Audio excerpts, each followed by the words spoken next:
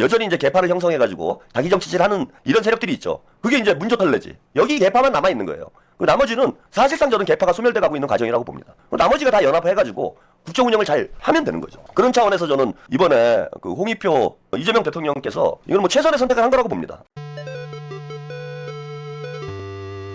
우상호 정무수석은 출격을 한다라고 합니다. 그래서 강원지사 나서는 우상호, 후임에는 홍익표, 유력. 이게 참 잘하신 것 같아요, 인선을. 예, 홍익표 전 원내대표가 지금 뭐 야인이기도 하고 뭐 서울시장 출마 얘기가 있긴 있었는데 이분이 이제 서울시장 출마해가지고 민주당 후보가 될 가능성도 높지 않고 뭐 참 괜찮으신 분인데 지금 이제 분위기는 정원호 구청장 쪽으로 서울시장 쪽은 많이 무게중심이 쏠려 있기 때문에 홍익표 전 의원이 전 원내대표가 할 일이 마땅치가 않은 그런 상황이 됐어요.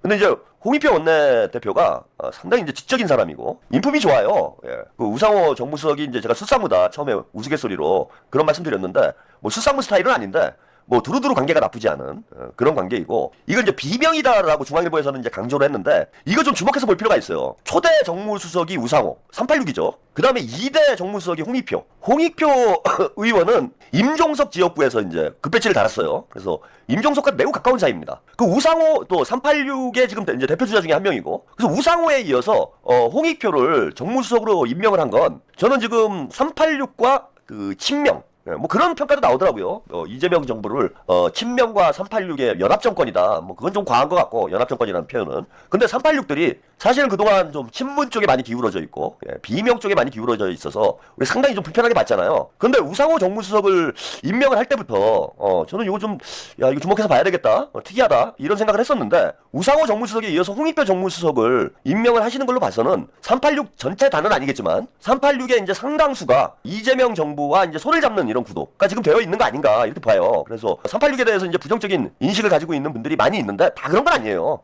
그 몇 사람들 뭐 임종석을 비롯해서 뭐 몇 사람들이 그 사고 치고 다닌 거지. 또 386 정치인들 중에서도 나름 또 열심히 하시는 분들이 있어.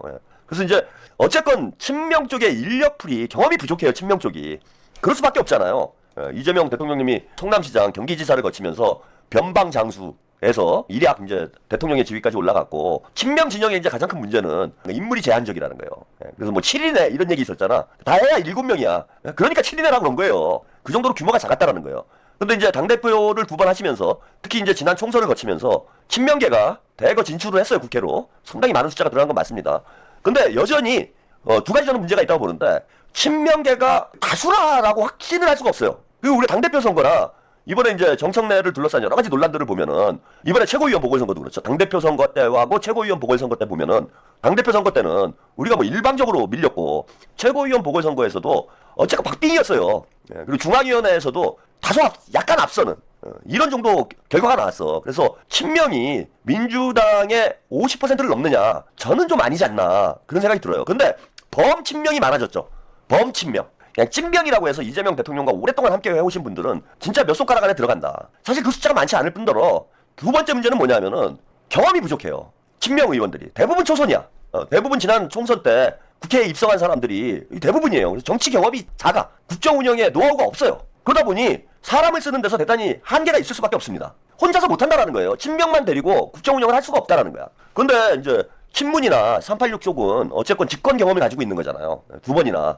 386 쪽 같은 경우에는 그 노무현 때 이제 집권 세력으로 중심 세력으로 성장을 한 거고 또 문재인 정부에서도 중심적 역할을 했고 그래서 이재명 대통령님이 집권 경험이 있는 친문과 386에 도움을 받지 않을 수가 없는 상황이고 친문들은 자꾸 딴 생각을 하니까 친문 쪽보다는 386 쪽에 조금 무게중심을 두고 있으신 거 아닌가. 그리고 민주당 내에서도 386 정치인들의 지금 숫자도 많고 영향력이 커요. 그러니까 우상호 정무수석이 있었으니까 그나마 그 우상호 정무수석 말도 안 듣잖아. 정청래는 우상호 정무수석이 나름 뭐 운동권 선배라고 해도 그 제대로 뭐 안 잡히잖아요. 그래서 우상호 정무수석이 뭐 계속 불만이었잖아. 당과의 어떤 소통력을 강화하는 데서도 이게 친명 뭐 의원이나 친명 출신 정치인을 정무수석을 세워가지고는 당을 대통령실에서 당을 장악하는데 한계가 뭐 장악이라는 표현은 좀 그렇고 당과 소통하는데 한계가 나타날 수밖에 없습니다. 그러다 보니까 좀 386 정치인들을 적극적으로 우리 대통령께서 저는 이제 등용을 하고 있는 게 아니냐. 그래서 이제 언론에서 그런 분석도 나오는 거예요. 친명과 386의 연합정권 형태다 지금 인물들의 면면을 보면은. 예컨대 강훈식 비서실장도 386 막내예요. 운동권 출신이야. 동국대학교 총학생회장 출신입니다. 저보다 나이가 뭐 한두 살 어릴 거예요. 동국대학교 총학생회장 출신이에요. 그러니까 강훈식 비서실장을 처음 그래서 비서실장 임명을 했을 때 이거 뭐지 이렇게 생각하신 분들이 많았을 거야. 근데 지금 강훈식 비서실장 일 잘하잖아요, 그죠? 그리고 김민석 총리는 뭐 386이라고 보기에는 좀 애매한 위치에 있긴 하지만 김민석 총리도 운동권 출신인 건 맞잖아. 그래서 이 운동권 세력들이 사실은 지금 이재명 정부와 힘을 합쳐서 지금 국정 운영을 해나가고 있는 저는 그런 상황이라고 봅니다. 그리고 이게 나쁘지가 않아요. 뭐 여러분들 보시기에는 좀 무리하시는 분들도 이제 수박 아니냐, 비명계 아니냐 그러면서 이제 무리하시는 분들도 있는데 아까 말씀드린 대로 지금 친명 정치인들의 국회의원들의 숫자가 많지 않고 그리고 경험이 부족한 이런 상황에서 친명 인사들만 데리고 국가를 지금 이끌어갈 수가 없어요, 대통령께서.